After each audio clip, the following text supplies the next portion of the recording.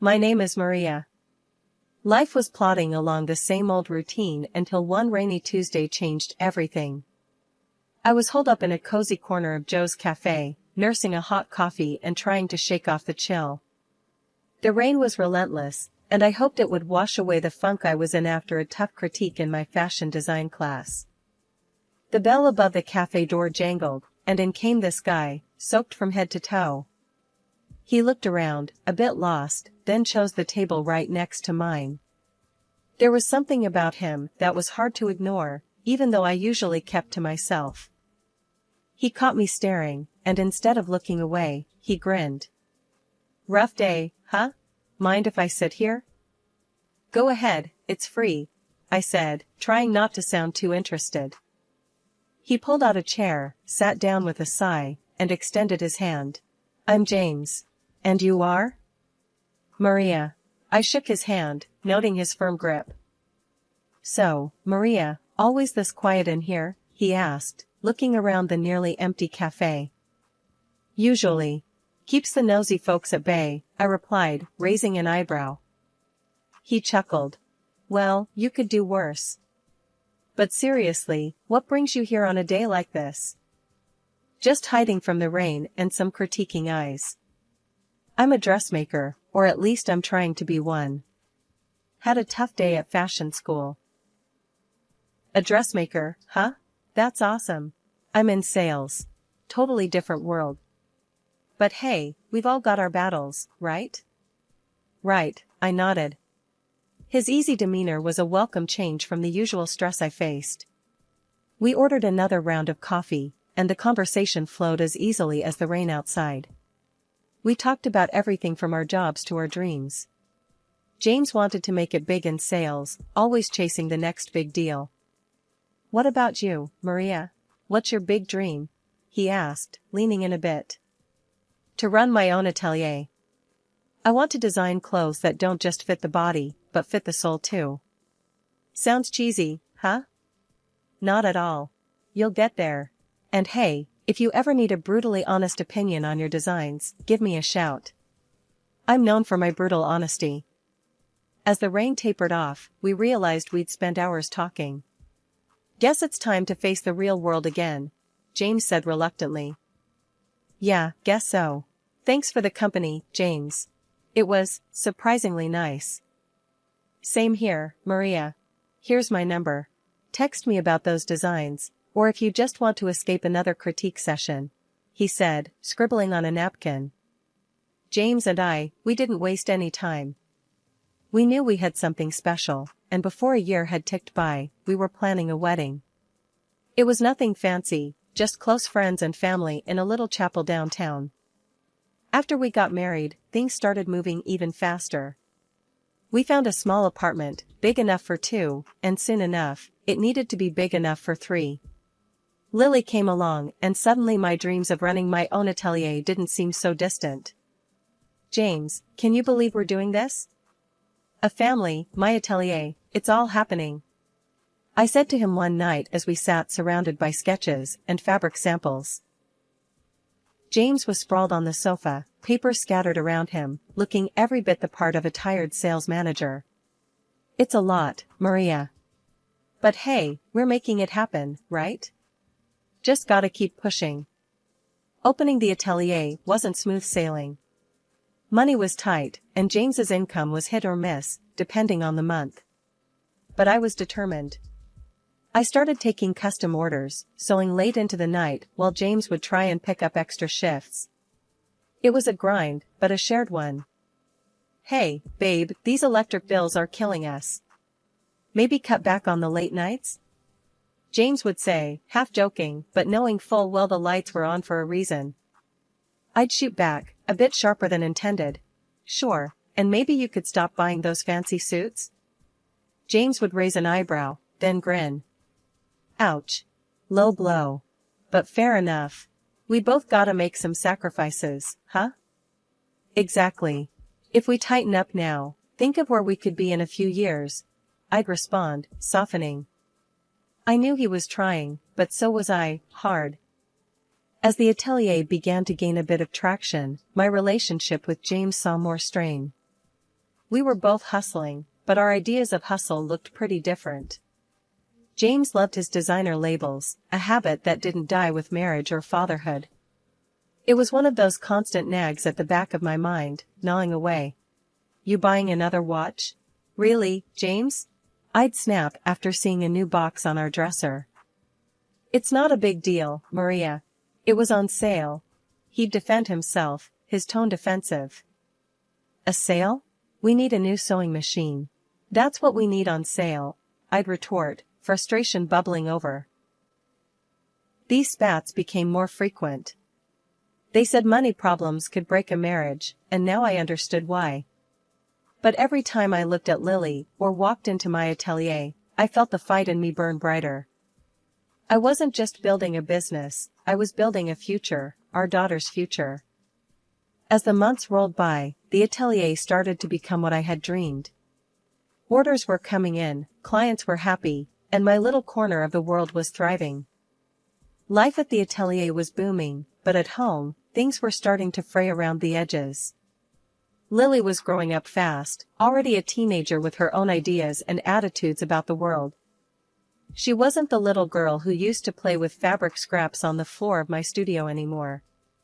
Now, she seemed more interested in her phone and what her friends were doing. One evening, I overheard her talking on the phone. My mom? Yeah, she's just a dressmaker. It's kinda old-fashioned, you know? Not really cool. Hearing her say that stung more than I wanted to admit. The next day, I tried to talk to her about it. Lily, I heard you talking about my job last night. Does it really embarrass you that I'm a dressmaker? She shrugged, avoiding my eyes. It's just, all my friends' parents have normal jobs, and it's not cool, Mom. Normal jobs? Lily, what I do is a profession. It's how we manage to live comfortably. Don't you think that's important? I was trying to keep my voice even, but it was hard not to feel hurt. Whatever, Mom. It's just how I feel. She walked away, her words hanging heavy between us. James's spending habits didn't help matters. Every month, there seemed to be new charges for clothes or gadgets he didn't need. James, we talked about this. We need to save, not spend. Especially on things we don't need. Come on, Maria, I work hard. I should be able to enjoy the fruits of my labor. It's not like I'm blowing through our savings. He brushed off my concerns with a wave of his hand.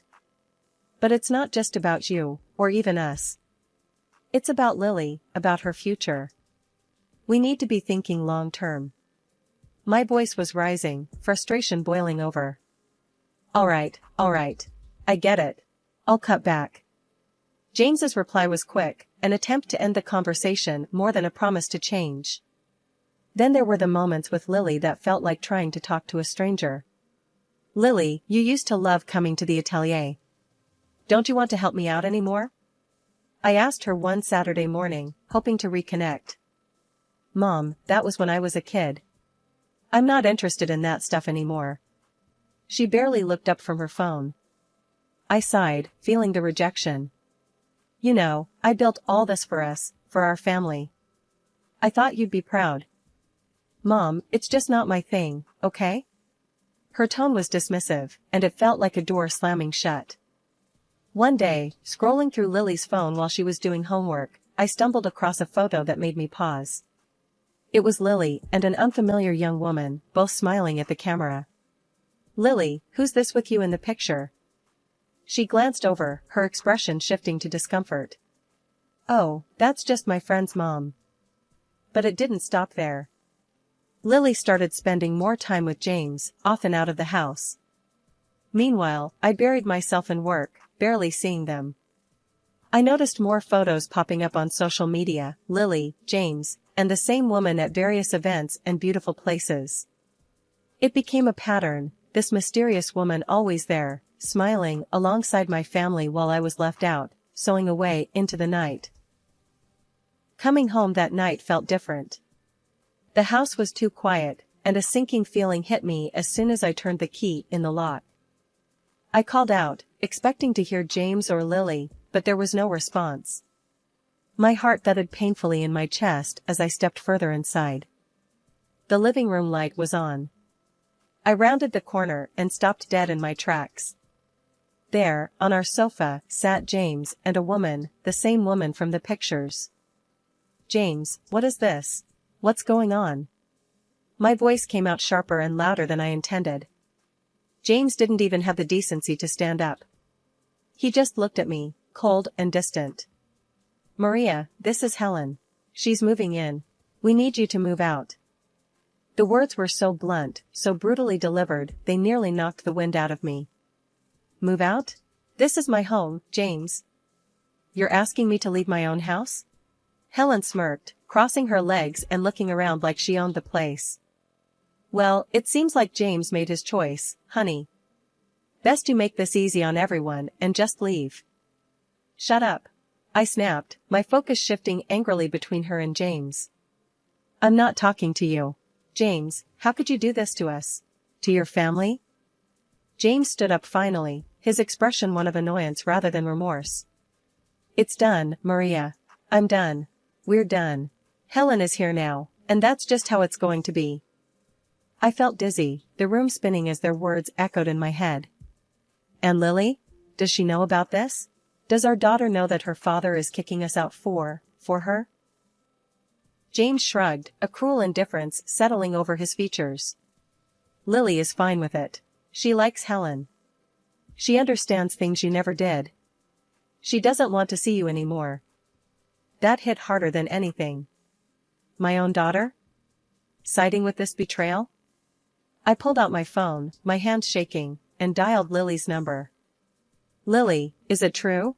You really don't want to see me anymore?" There was a pause on the other end, then Lily's voice, cold and distant. "Yeah, Mom, it's true. Helen's cool, you know? She gets fashion, she's fun. Not like you, always stuck with your sewing and clients. You're just old-fashioned." Tears welled up in my eyes as I listened to her words. All those nights I stayed up working, all the sacrifices, it was all for her, for our family. And this was how she saw me? I hung up, my heart shattered into pieces. Helen looked pleased, her confidence swelling as she demonstratively stroked James's back, her smile haughty. I couldn't stand to be in that house another minute. I silently packed up the necessary things, my movements robotic. As I walked out the door, the sobs I had been holding back broke free. The drive to the hotel was blurry through my tear-filled eyes. Sobbing with resentment, I checked into the hotel, feeling lost and betrayed.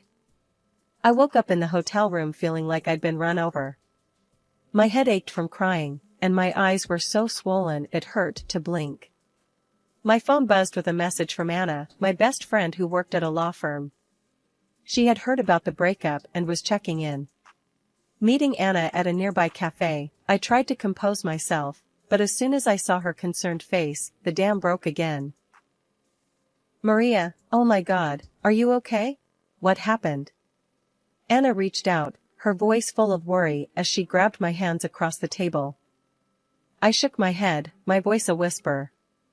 "James, he's with someone else. Told me to get out of our home. And Lily, she's siding with him, Anna." Anna's face hardened. "That's just cruel, Maria. You don't deserve any of this. You need to fight back, and I know just the person who can help." I blinked, taken aback. "A lawyer, you mean?" "Yes, the best divorce lawyer in the city. I've seen him in action, Maria. He's tough, smart, and he doesn't let anyone push his clients around. I'll call him right now if you want." "Do you think I can afford him, though? With everything going on?" Anna waved off my concern. "He's worth every penny, and I'll help you with the costs if it comes to that. No one messes with my best friend and gets away with it." Encouraged by her fierce loyalty, I nodded. "Okay, call him.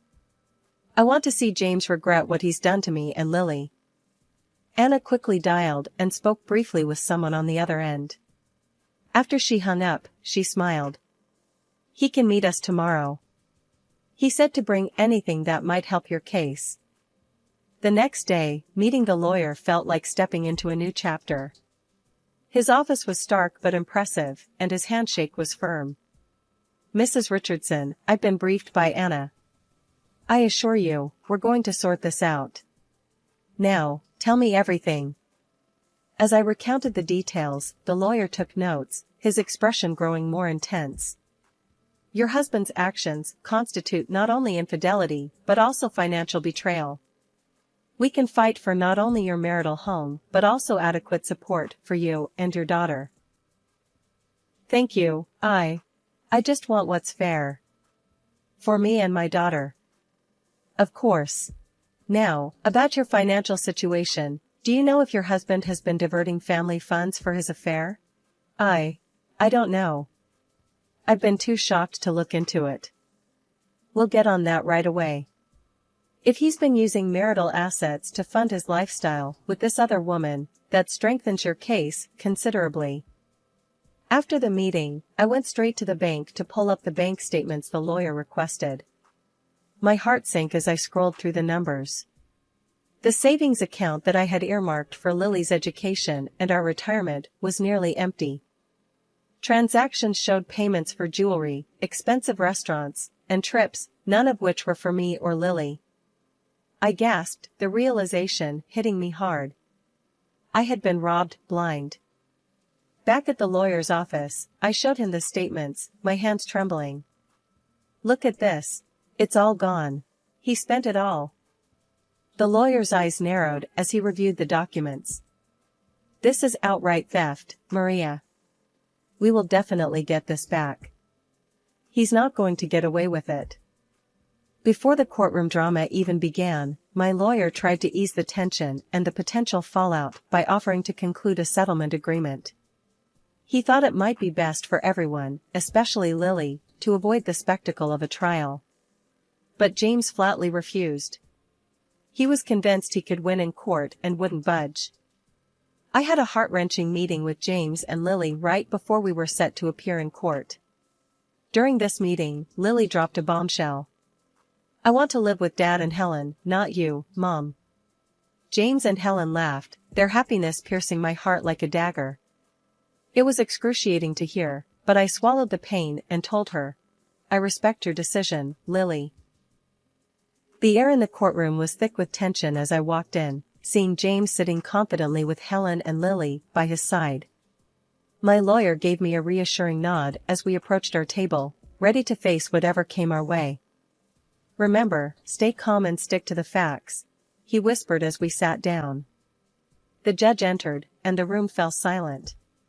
"We are here to address the dissolution of marriage between Maria Richardson and James Richardson. Mrs. Richardson has also brought forth claims of financial mismanagement. We will proceed with the opening statements." James's lawyer was the first to speak. "Your Honor, we contend that Mrs. Richardson's claims are exaggerated. My client has been a good husband and father, and any financial issues were mutual decisions. We seek a fair division of assets and primary custody of their daughter for Mr. Richardson." His words made my blood boil, but I kept my face neutral. My lawyer stood, his voice clear and commanding. "Your Honor, we will demonstrate that Mr. Richardson not only committed adultery but also deliberately misused family funds, significantly harming Mrs. Richardson and their daughter's financial security. We seek the marital home, full custody of their daughter, and appropriate financial restitution." The evidence presentation was grueling. I watched as bank statements, receipts, and photos were displayed, each one a stab at the life I thought I had. James squirmed, his discomfort visible, especially as the receipts from jewelry stores and luxury hotels were shown, none of which were for me or with me. The turning point came when my lawyer presented a series of messages between James and Helen, clearly detailing their affair and his spending on her. The evidence was damning, and even James's lawyer seemed to falter. "Mr. Richardson, can you explain these messages?" my lawyer asked, his tone cool. James stuttered, his facade crumbling. It was just a fling. It didn't mean anything. I wasn't using family funds for." "Your Honor, the bank statements disagree. my lawyer interjected, showing the court the detailed transactions that James couldn't explain away. In his closing statement, my lawyer was resolute. Mrs. Richardson trusted her husband to honor their shared life and responsibilities. Instead, she and her daughter were betrayed. We ask for a ruling that reflects the gravity of Mr. Richardson's actions. James and Helen were silent as the courtroom buzzed around them. The judge nodded, taking in all the information before adjourning the session. The courtroom was packed on the day of the final hearing, the air heavy with anticipation. I sat there, hands folded in my lap, trying to keep my nerves in check. James, Lily, and Helen were on the other side, looking confident and smug. The judge cleared his throat and began reading the decision. In light of the evidence presented, I am awarding the marital home to Mrs. Richardson, along with financial compensation from Mr. Richardson for the misappropriation of family assets. My heart leaped with a mix of relief and victory, but the most crucial part was yet to come. The judge continued. Now, regarding the custody of the minor child, Lily Richardson. James interrupted, standing up with a sneer. Your Honor, my daughter has expressed her desire to live with me and my partner, which means Mrs. Richardson should be paying us child support for her maintenance. There was a murmur in the courtroom. I felt a cold wave of fear, but before I could say anything, Lily stood up. She looked straight at the judge, her voice clear and strong.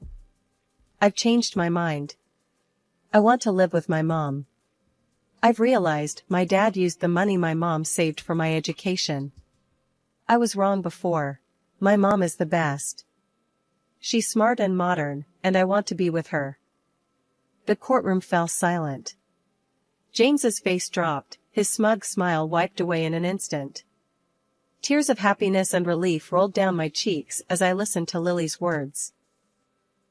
The judge nodded, looking impressed by Lily's courage. The court respects the minor's wishes. Custody of Lily Richardson will be granted to Mrs. Richardson. Furthermore, Mr. Richardson will provide child support payments. James slumped back into his seat, defeated. The judge concluded the proceedings, and as we walked out of the courtroom, I pulled Lily into a tight embrace. I love you so much, Lily. I'm so proud of you. As we exited, we saw James and Helen arguing heatedly. Helen's voice was shrill as she berated him. I don't need a loser who's broke.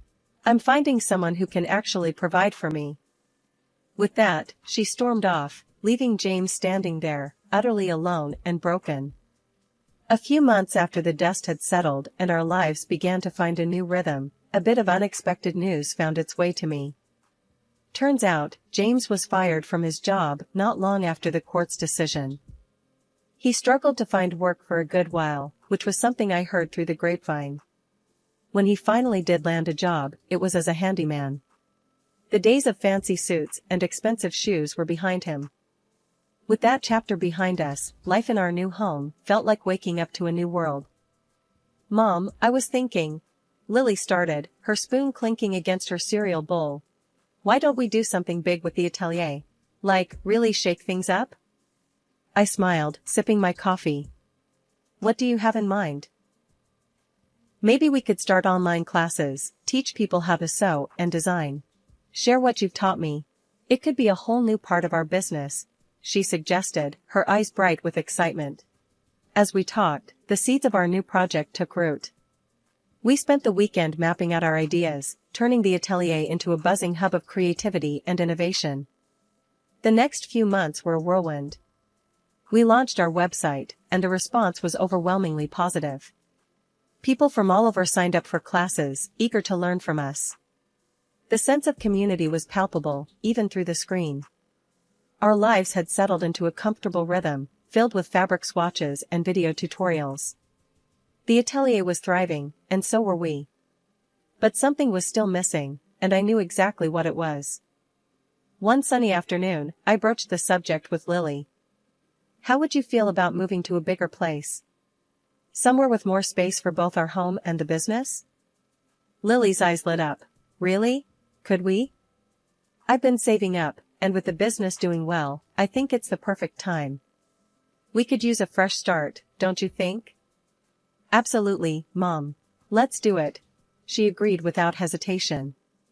So, we began house hunting, eventually finding a charming little house in the suburbs, with plenty of room for both our living quarters and a spacious new atelier.